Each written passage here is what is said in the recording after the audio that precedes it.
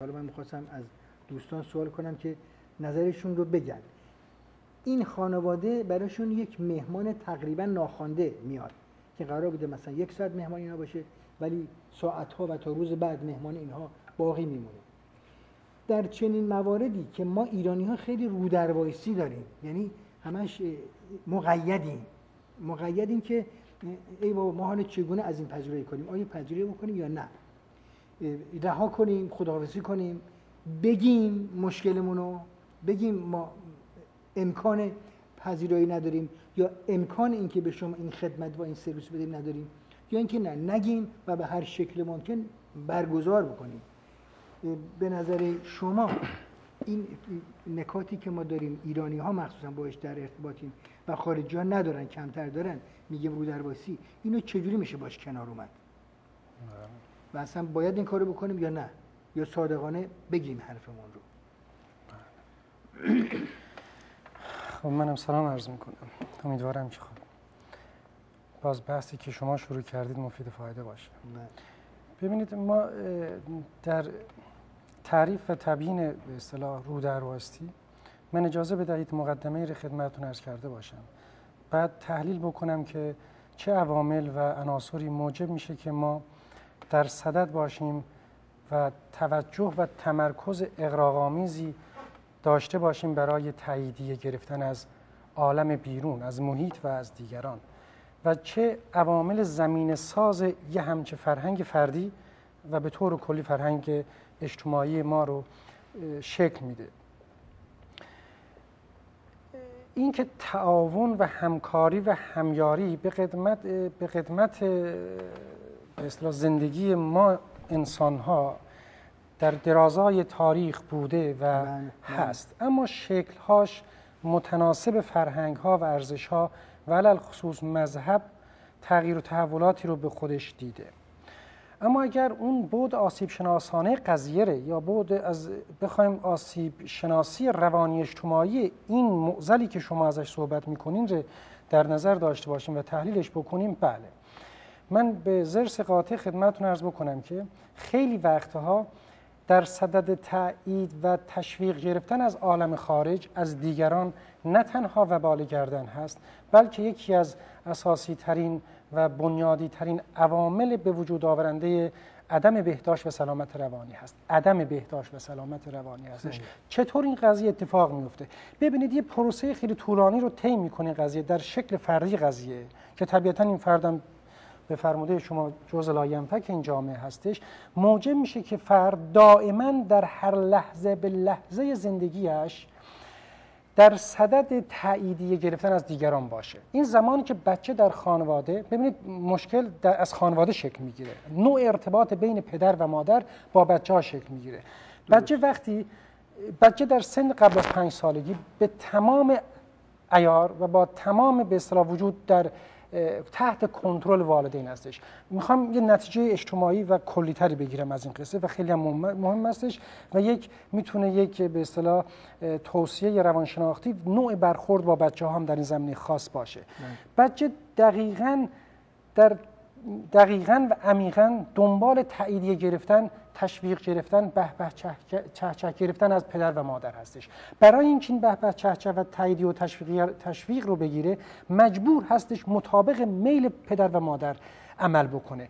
وقتی مطابق میل پدر و مادر بخواد عمل بکنه، در واقع اینجا اون نیازهای من بچه باید زیر پاله و لورده بشه برای اینکه بتونه تاییدیه های پدر مادر رو در بکن، نکن، بشین، پاشو، برو، بیا و قصه لازا رو به اصطلاح عمل بپوشونه. حالا بچه وقتی بزرگتر میشه یاد میگیره برای خوب بودن، برای به اصطلاح مورد تایید دیگران قرار گرفتن، مستلزم این هستش که اون ویژگی ها، کاراکتر، اون خصوصیات، اون دنیای درونی خودش رو در خیلی از مواقع باید زیر پا بذاره، فراموشش بکنه، انکارش بکنه تا بتونه تشویق و تاییدی از عالم خارج از هستی خودش بگیره، از دیگران بگیره. حالا بچه وقتی بزرگ میشیم ماها این رو تعمیم میدیم از پدر و مادر، از سیستم خانواده تعمیم میدیم به اجتماع، تعمیم میدیم به بیرون.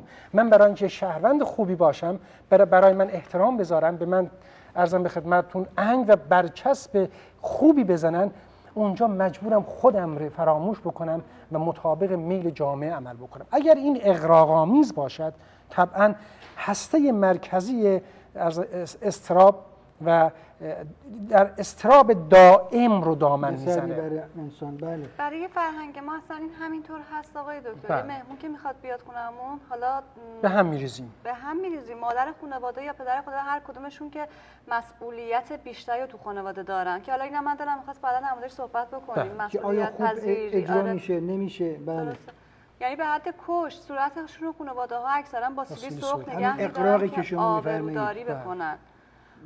اتفاقا حالا جالب این وسط یه خاطره من یادم اومد چند وقت پیش که از همسایه‌های کانادایی ما تماس گرفتن با ما که می‌خوایم بریم منزل شما. ما گفتیم خب کی؟ گفتن ساعت 2 بعد از ظهر.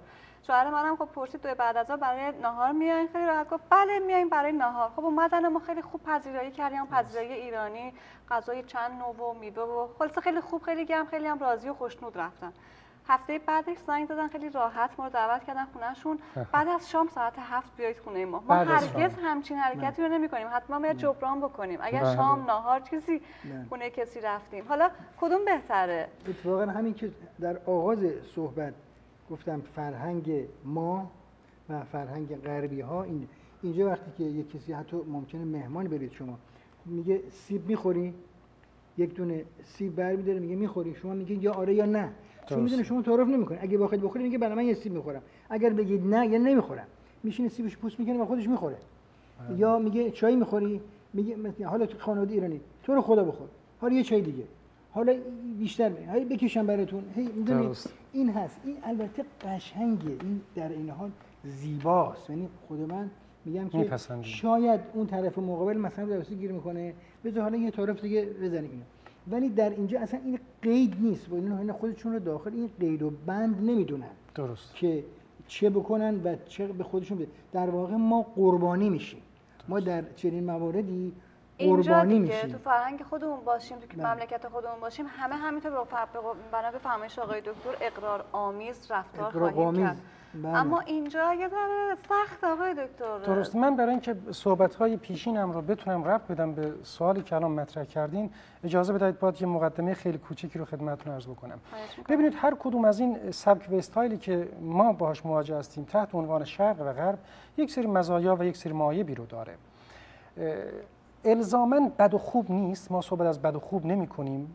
شاید اصلا منفی و مثبتش رو هم نمیخوایم باهاش مقایسه بکنیم.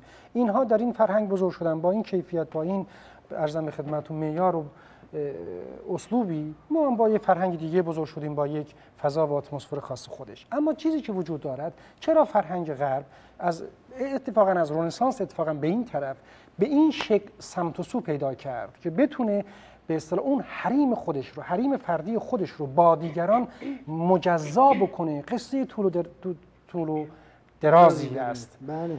و این بزرگترین صدمه رو اتفاقا از نظر فرهنگی به فرهنگ غرب زده. آیسولیشنی که اینا تجربه میکنن، استرابی که اینا تجربه میکنن، افسردگی که اینا تجربه میکنن و بیماری‌های مسائل و مشکلات روانی که تجربه میکنن و از عالم خارج ساپورت نمیشن. ببینید وقتی ما کوچکترین غمی رو، فرضاً یکی از اعضای خانواده ما در ایران فوت میشه، ببینید همه فک و فامیل و در و همسایه هجوم میارن به طرف ما. بزرگترین ساپورتی که شما میتونید تصور بکنیم برای ترمیم و تعلیم به اصطلاح یعنی آلاممون، دردهامون، خیلی نقطه مثبتی هست اینجا.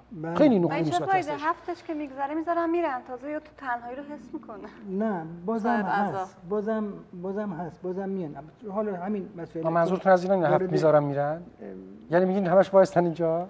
خب نه، من فکر میکنم که حالا مثلا اون زمانی که فوت میکنه یه کسی، خب خیلی خوبه که به اطرافیانش دلداری بدیم، اما یه اون مراسم که تمام میشه، خب خداحافظ ان شاءالله که صبور باشی، ان شاءالله خدا صبرت بده.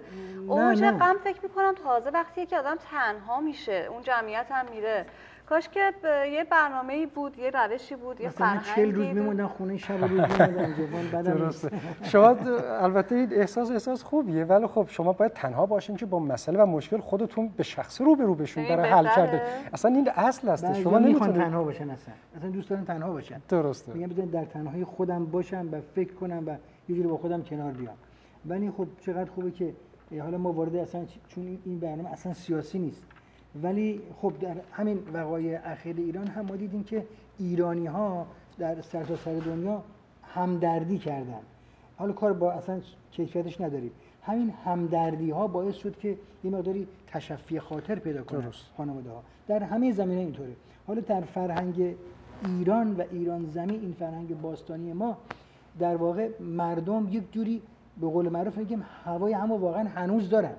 درسته کمرنگ شده، ولی الان هم حالا به شهادت همین فیلم که نوشته آقای هوشنگ مرادی کرمانی هست و نویسنده خوبیه، یه مقداری در بله جوامع و خانواده ها ایشون مطالعه داره، ما میبینیم که چگونه اینها بسیج میشن.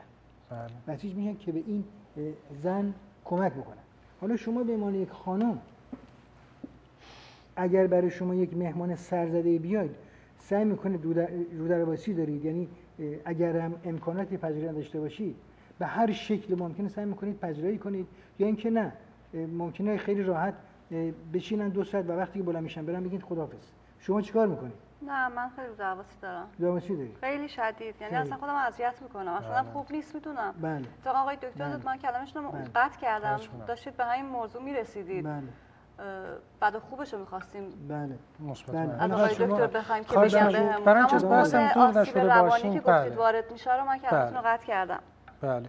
ببینید یه وجهه اجتماعی این قضیه رو، یعنی وجهه اجتماعی داره این قصه و خب میشه تحلیل روانشناسی اجتماعی هم کنارش داشته باشیم. ببینید مجموع عوامل هستش برای اینکه یه همچی رویکرد، یه همچی به اصطلاح جهتگیری در نوع روابط اجتماعی ما شکل بگیره. شرق از شرق و غرب صحبت کردیم، حتی سبک و استیل خونه‌سازی هایی که ما در غرب در کشورمون داریم با اینجایی که در کانادا ما میبینیم خودش یک عامل بسیار مهمی هستش در نوع و نحوه شکل‌گیری روابط اجتماعی. وقتی که خانه ها اونجا به هم تنیده و نزدیکتر هستند از نظر فیزیکی، وقتی که به اصطلاح همسایه ها دم به دقیقه امکان دیدن هم رو دارند